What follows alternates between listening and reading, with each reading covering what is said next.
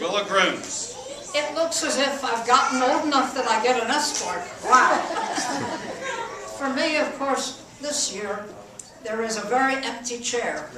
You won't find it if you look around the room, but there is an empty chair beside me because I lost my husband this year, since the last Seder. We did have a Seder at home because he couldn't travel. So last year, we invited him and a few friends, and we had a Seder that, believe it or not, he enjoyed.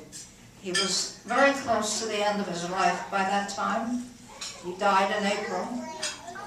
But he managed to enjoy the singing. He even participated in it.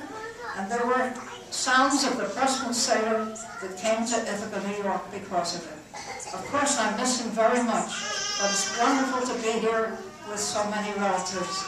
And I might point out that some of us who haven't been mentioned yet are pretty much seniors at this Seder. One of the joys of this whole family has been the longevity of this Seder celebration. And one reason the Seder has been part of this very long-lived family in this country is that we don't shut the doors on people. By this time, most of the people here are not blood relatives anymore. Most of them never think of themselves as Jewish till they got married. But here we are, all together. And if you look around the room, you're not sure which is which. Isn't it right? And this inclusiveness that we have practiced all along has been one of our major strengths.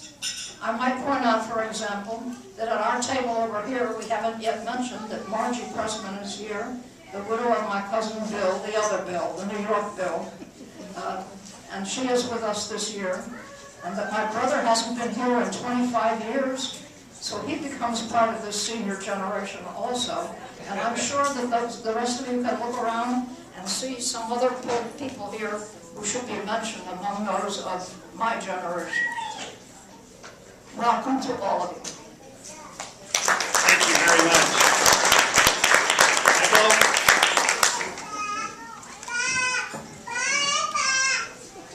We're now actually going to start the Seder part, and Michael and I are going to read the Pressman family Seder together. And just let it known for the record, since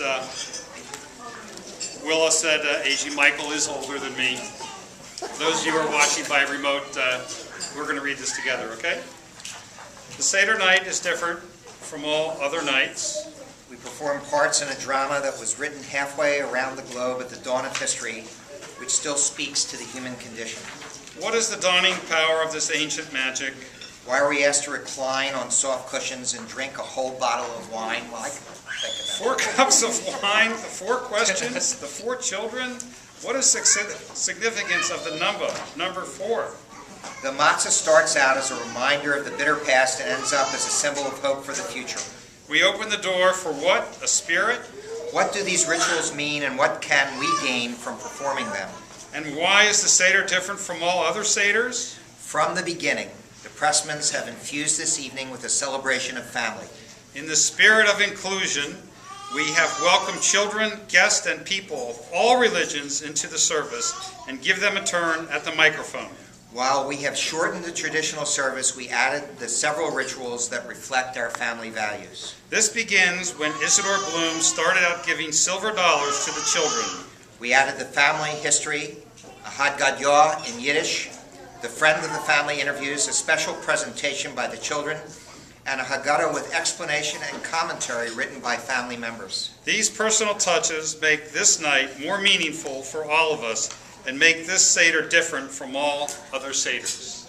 And now we are going to do the lighting of the candles. Susan Groves, Willa, Ellen Love, Lev, Nancy Morgenstein, Margie Pressman, and Evie. Please come forward to light the candles.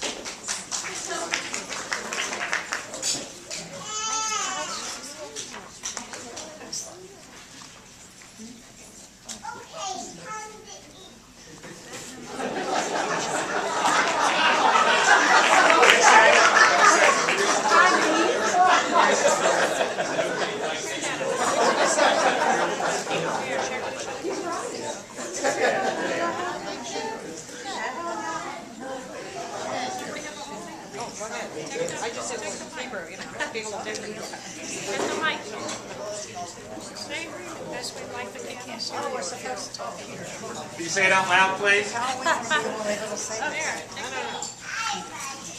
Just hold this and just talk loudly.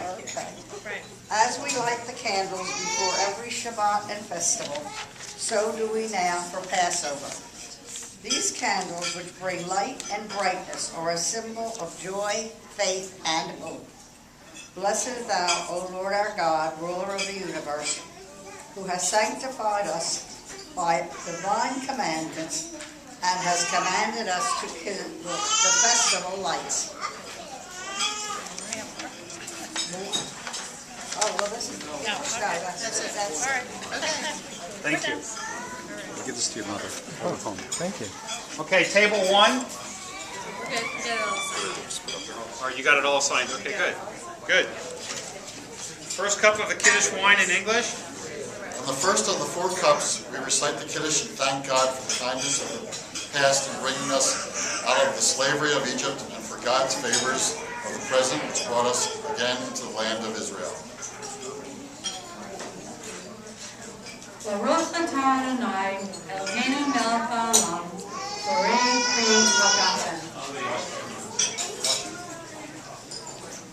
Debbie, Bloom, the washing of the hands. Like cleaning your house to prepare for a guest, washing the hands is a preparation to greet the spirit of the Passover service. And the greens. The newlyweds. Yes. Matthew and Lexi, a round of applause for our newly married couple.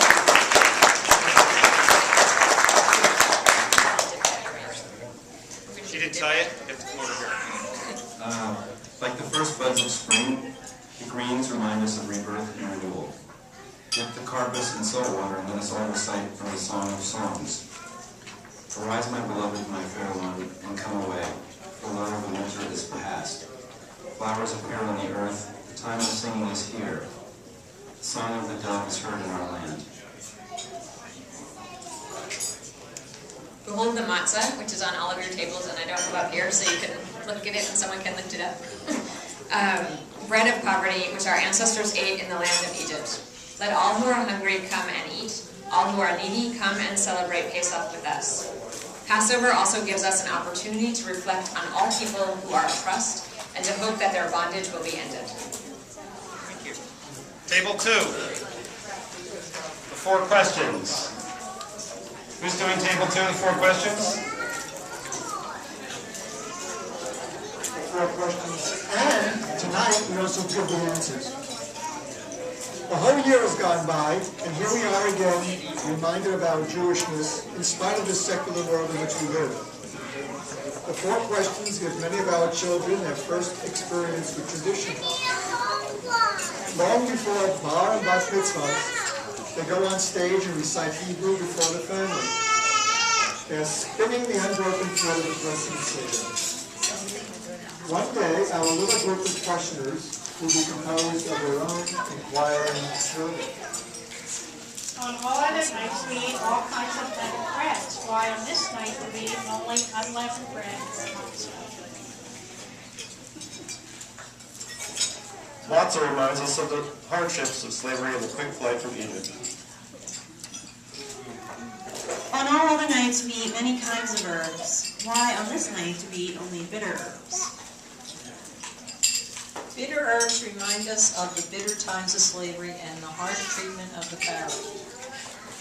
On all other nights, we don't dip our food even once. At the Seder, we dip the parsley and greens in salt water and the bitter herbs or maror in harosis. Why do we dip our foods twice tonight? The Jewish slaves were not able to enhance the flavor of their food with herbs or spices. They ate to survive. Dipping food into sauces was a luxury enjoyed only by the masters. Dipping at the Seder is a way of appreciating our condition of freedom.